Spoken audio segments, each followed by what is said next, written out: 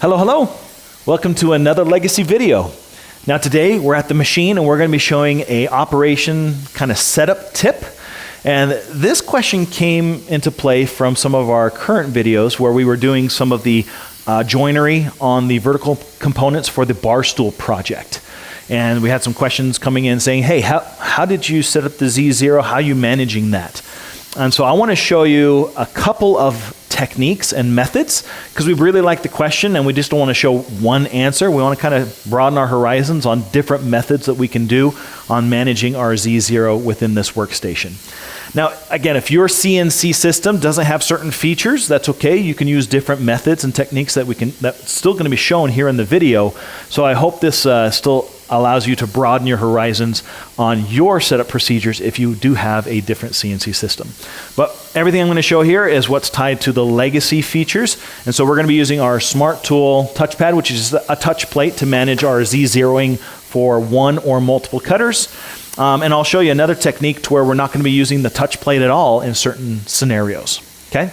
So first, this vertical workstation allows us to mount blanks like we saw in the video. So I can take a blank here, put it into my fence or fixture.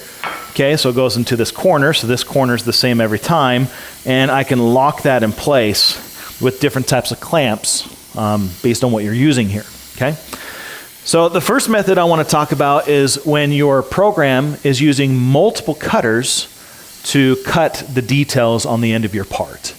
So a perfect example is, again, one of our current videos we just did is the bar stool, to where we had two parts, the leg and the vertical support, after being cut out on the horizontal table, needed to be mounted, set up, and then cut on the ends for the joinery.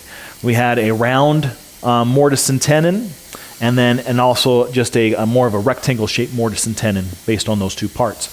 Now, one of those required multiple tools.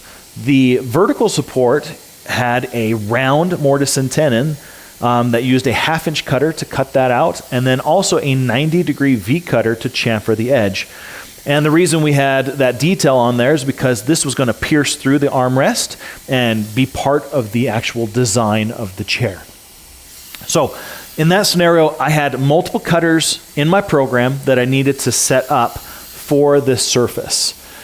Now what we're going to do is, the simplest way is being able to put the touch plate, the Smart Tool touch plate, directly on the surface of the blank. Okay, that's usually the most straightforward method, is whatever surface you put the Smart Tool on becomes your Z-zero for your program. Okay, so if I place this on this blank is big enough, and the ones that I had in the bar stool, they were big enough to where I could place my Smart Tool plate on those surfaces. And then we simply line up our cutter. So if I bring my cutter over my Smart Tool pad, and I'm just lining things up, making sure it's over the bullseye is really all I'm doing. Okay? So when I activate the touch-off sequence, it's going to now find that pad so it can zero out my Z-axis for me. So if I go to my Smart Tool setup and do a multi-tool, this is, yes, over the pad. And it's going to touch off the Smart Tool pad, and it's going to lift up, and then it's going to prompt me on the controller to move the pad back to the home plate. And when I say continue, it's going to come over and touch off the pad a second time. Now what this is doing is it's actually finding the height difference between the two surfaces the pad where they were resting, right? So you have the home plate and the top of the surface. And it records that in the system, so that anytime it performs a tool change in the program, after the tool change, it will touch off the Smart Tool pad here. It will automatically apply the difference between the surfaces to the tip of the cutter. So it knows now where the tip of the cutter is relative to the surface of our parts that we need to cut. And that's going to repeat every time we do a tool change in the middle of the program. After every tool change, it will come measure the tool so it knows exactly where it is to the part, and it'll just start cutting afterwards. Okay? Regardless of how many tools you have in your program, which is really nice. So that's the most common way of setting up your Z-zero for pretty much almost any of the workstations in Legacy CNC, well, at least for the horizontal and vertical workstations on the Legacy CNC systems. Now, I want to show another method in which your part is not big enough or wide enough to actually place your Smart Tool pad on. What would you do in that scenario? Well, let's swap this out to give you some general ideas on how we would do that. Okay, so if I swap this out, and this is just a 3/4 inch piece. It could be thinner, again, to represent what we're talking about. I'll just put this one in here instead. And we'll just lock that in place, okay? So if I can't place my Smart Tool pad on here without it, teetering or falling off and being precarious, then we definitely want to find a different method. We don't want to teach the practice of holding your pad in place during the touch-off method. Safety first, right? So what we're going to do instead is we're going to use a reference, a surface reference that we can tie things to. And so if I bring my part down, and in this case, we're going to use the tabletop surface as a reference. And I bring another board that has a flat face to it, and I bring it over and then use that as a stopping block. Now, when we lock this in place, the top of this part and the table surface are the same height. Okay, they're referenced to the same plane. So now I can place my Smart Tool pad on my tabletop and perform the exact same setup process that we did earlier on top of our part, because it will make the Z-zero the surface it's on, which is the same surface as this blank. Okay, so everything would line up the way it should be. And that's awesome. I love that technique. One thing I want to point out is, what if you run into not enough clearance on your part? Maybe my cut needs to be deeper. How do I give myself additional clearance? Because I can't change my table surface. There's different ways of doing that, but I'm going to show you the one workaround here is just use other blocks that you can stack up.